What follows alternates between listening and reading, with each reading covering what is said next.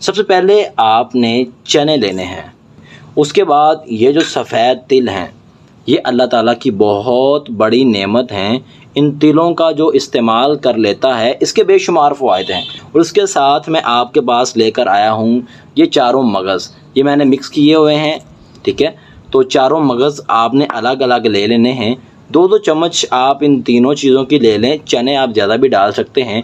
इन तीनों चीज़ों को आप मिक्स कर लें, ठीक है। हो सके तो आप इनको ग्राइंड भी कर सकते हैं या आप इनको वैसे ही मिक्स कर लें, ठीक है। आप इनके अंदर सारी चीज़ें मिला दें, ये भी मिलाकर आप इन्हें हल कर लें अच्छी तरह से। जब आप इन्हें हल करोगे तो ये एक पंजीरी टाइप सा बन जाएगा। आप इन्हें चम्मच के साथ भी खा सकते हैं।